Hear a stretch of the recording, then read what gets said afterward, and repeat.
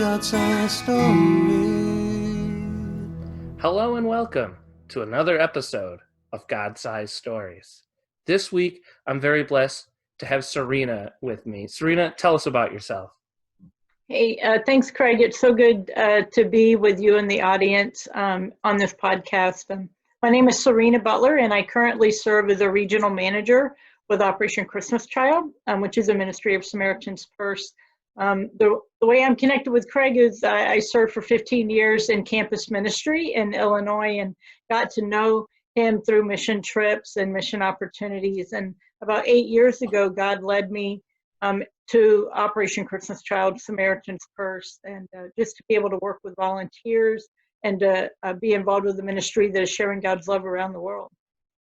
Amen. And yeah, I was just so blessed, a decade ago to serve alongside you, be served by you in that college age ministry time frame. And then since then, we've been still connected in ways like Facebook. And I've seen you just doing all these great things with Operation Christmas Child. And it just brings me so much joy to see, because it's a ministry I love.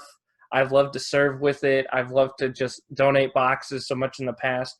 But for our audience that might have no idea what Operation Christmas Child is, maybe go in a little more depth, give them a little bit more information. Sure. It is an international ministry. It's actually the world's largest ministry around Christmas and children that we're aware of. At least we like to say that. But basically what it is that you pack up a shoebox, an empty shoebox full of school supplies and hygiene items and toys, maybe clothing. And then we send those gifts that you have packed to children in over 100 different countries around the world. And so it's an amazing thing, not only because it's the gift that is given to children, many of them for the very first time in their life. They've never had a Christmas gift. They've never had a birthday gift. They've never had anything that demonstrates love and hope to them. And so we get to do that. But the greater impact is it's all done through a local church. So in all of those countries around the world, we partner with local churches and pastors and ministry leaders to be able to provide this tool that they can use to share the gospel within their local community. It was just an amazing opportunity for churches here, people here in the United States and some of our other sending countries to connect and share the gospel with local pastors around the world.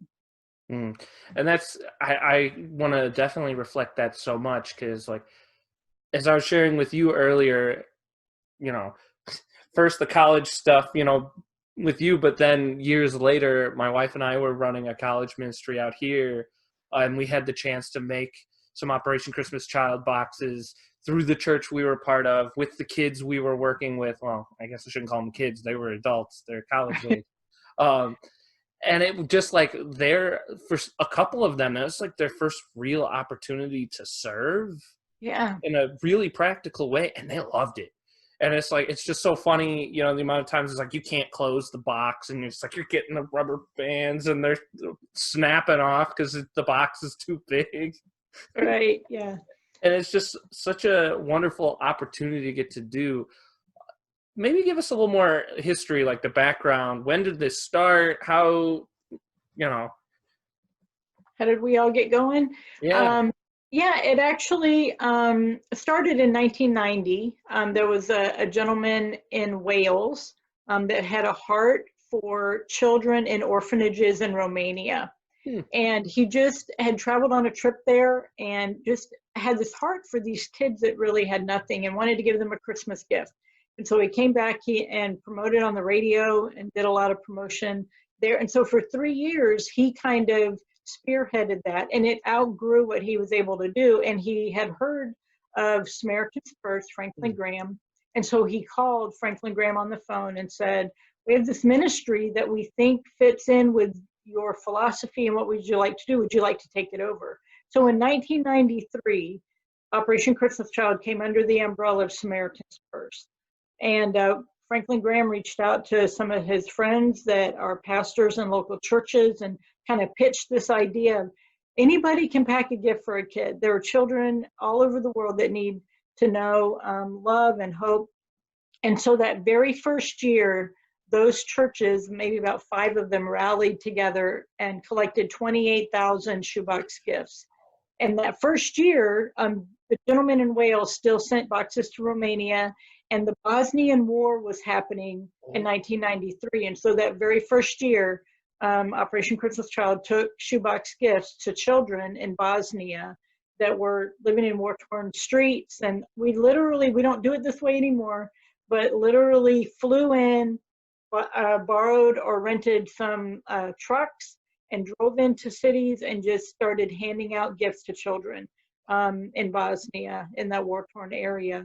And then it just began to grow from there. It was like, this is an amazing thing that anybody can do. Anybody can get involved. Like you shared, with your college students and even your family. It's just fun to go and to buy gifts and items that you think children might like around the, just things that would make them happy. And so just began to grow from there. And then because Samaritan's Purse and Operation Christmas Child, at the heart of what we do is we want to be able to share God's love in a tangible way. We want the gospel to be the center of everything we do. And so the leaders began to get together and say, if we are just handing out these boxes without having the gospel connected, we're not going to do this anymore. There are a lot of people that are doing a lot of good. There are a lot of secular organizations that are giving out of the goodness of their heart. But if we want to be about the gospel, we have got to find a way to connect with local churches. And so that's what we began to do, to connect with pastors in these other countries that had a heart for evangelism to children. And then those networks just began to build and to grow in the number of churches that we were partnering with, and the number of countries that doors began to open where were allowed from their government to be able to come into their country, to be able to provide these gifts to the children. And it's just kind of grown over the years. Through that, we developed what we call a program to do outreach events.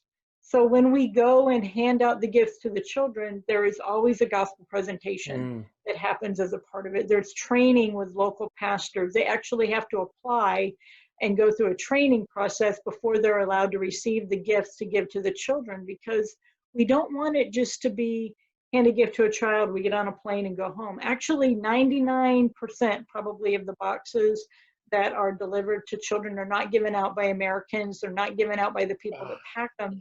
They're given out by those local pastors, because they're the boots on the ground. They're the people that understand the culture. They know how to present the gospel within their cultural context. They're going to be there to be able to follow up with the kids and their families. And so we're able to have a gospel presentation with these children. And then usually the boxes are a complete surprise. They don't know they're getting a gift. They're invited to a children's program at their local church, and then the boxes are hidden, and then they kind of unveil them as a part of it. And so it's just been so cool to see that since 1993, those 28,000 shoebox gifts that we did, last year we collected 10.3 million shoebox gifts. So in 26 years, or whatever the math is, it has grown that much. This year, we're hoping we're going to reach 11 million shoebox gifts, even in the pandemic. And so we're just excited about that too. So there's another part of it that also developed about 10 years ago, because the local pastors were saying, we're doing these outreach events, we're sharing the gospel. What else can you help provide us with? What can you train us in to continue educating children about who Jesus is? And so we developed a discipleship program that's called The Greatest Journey.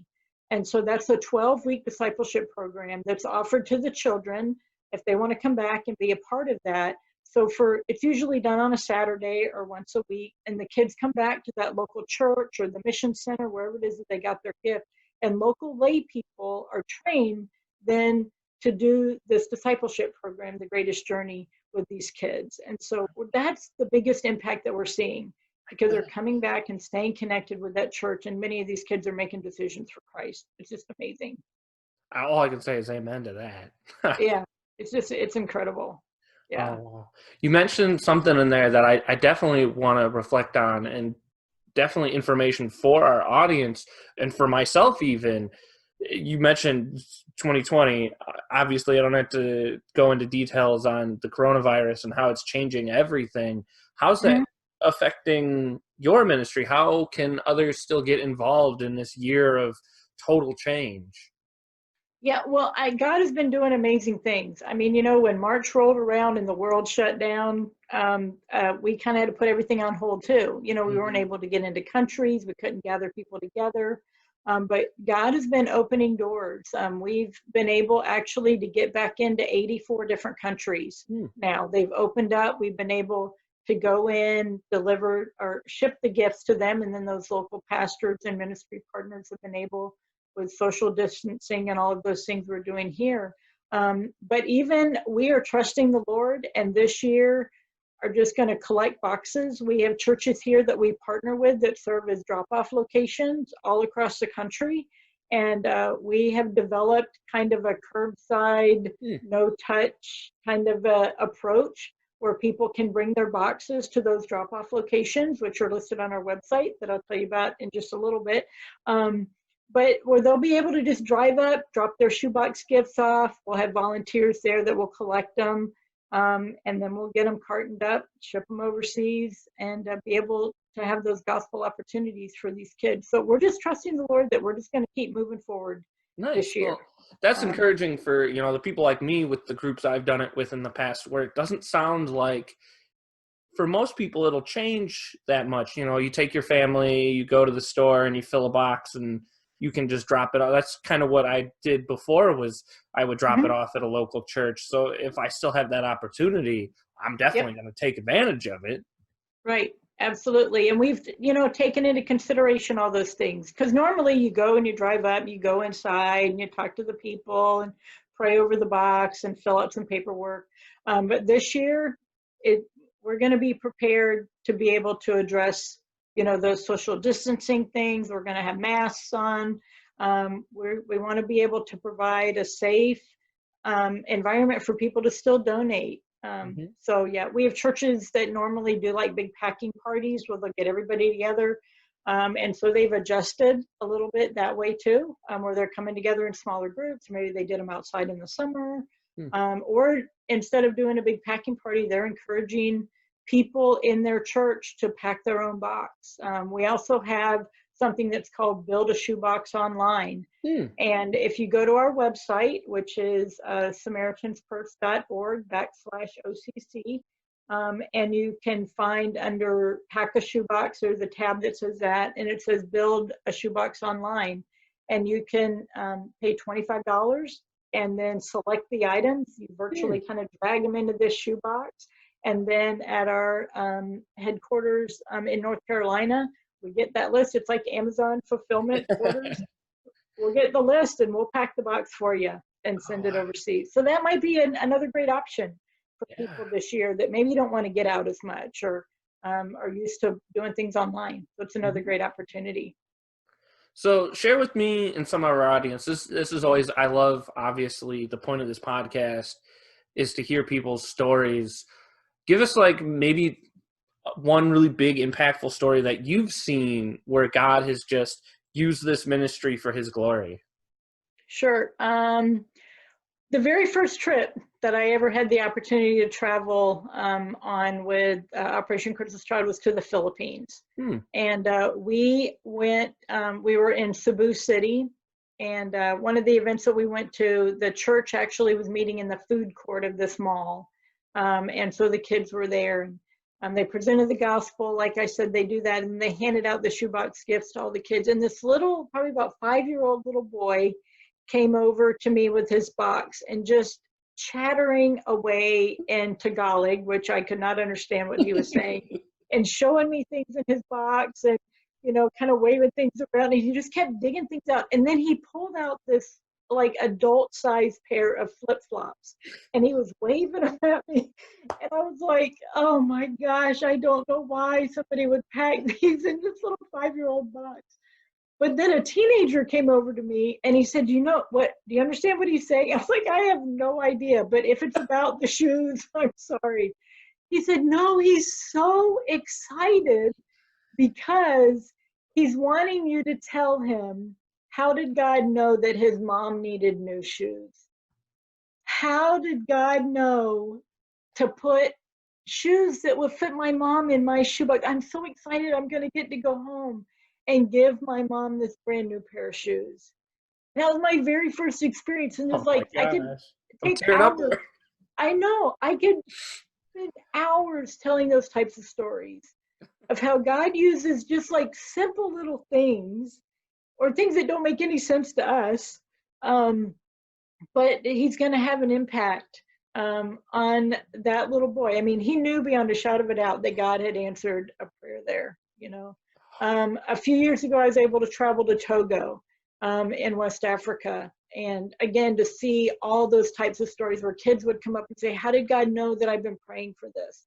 How did God know that I wanted this? You know, things like a box of crayons and a coloring book. A little girl, she said, I've always wanted my own box of crayons and a coloring book. And I got it in my box. But one of the local pastors in Togo shared with us that in the 8 years that they have been delivering shoebox gifts in Togo, they can now trace 100 churches back to outreach events that happened with Operation Christmas Child. There are 100 churches in Togo that got started because a pastor in that country wanted to give out shoebox gifts and share the gospel with people in his community.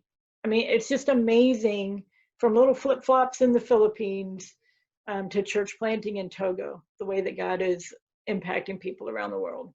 Just incredible.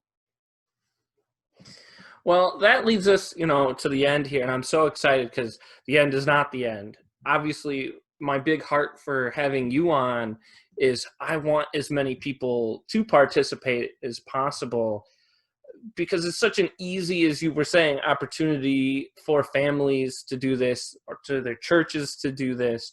If they want more information on how to get involved, where should they go? Yeah, the best place is our website. It's SamaritansPurse.org /OCC. And there's all kinds of information. There's what can you put in a box and what can you not put in a box. How do you even start? We have a drop-off locator there. So it's super simple. You just pull that page up and type in your zip code, and the closest drop-off location to you will pop up with the hours that they're going to be open. Our National Collection Week is November the 16th through the 23rd. It's always the third week in November. This year, those dates are the 16th to the 23rd of November. And again, we're hoping we're going to collect 11 million shoe boxes over that. But there's also all kinds of resources there. If you want videos to show at your church, if you're still doing church online or you're doing small groups, you can share those, by sharing your screen on a Zoom call. There's free promotional materials of how to pack a shoebox and DVD videos that you can give out to people. We have coloring pages that kids can fill out that kind of tell about who they are and then put it in your box so that the child that receives the box know who packed their box. So it's just a lot of really good resources at SamaritansPurse.org /OCC. All right, and I'll definitely make sure that's below, linked in there to make it as easy as possible for people, just like you guys have been making it a lot easier. I want to do the same. Yeah. Serena, just thank you so much for the endless reasons, from our connections in the past, for all of your just willingness. For as long as I've known you, your life has been about just being willing to God to be used, to serve him in whatever season he has you. And so seeing you transition from one great thing to another, and just seeing your passion, hearing your passion right now, just talking about these trips and about these kids and about these opportunities and these churches, it just makes I gotta go pack a box right now. I'm so excited. Yeah, everybody needs to go pack a box. Yeah. So thank you so much for all that. Thank you for taking this time right now to sit with me and have this conversation. And just thank you for all the work you're going to do in the future with that. The Lord definitely blesses it. So yeah, it's just amazing. We could not do what we do if people were not packing shoebox gifts. The reality is we never have enough. There is always one more that somebody could pack. And kind of our mantra this year is, especially this year, kids need to know that there is a God that loves them. and that he can make an eternal difference in their life. And so we just feel that people have got this pent up energy this year to do something. We've been inside, we've been not being able to do a whole lot, but anybody can pack a box. Anybody can have an impact on a kid around the world. Amen. So you heard our audience. This is your chance to do something so wonderfully simple, but hugely kingdom impact. Find a way to do it. It's so wonderful. I've been encouraged in so many ways by doing it myself.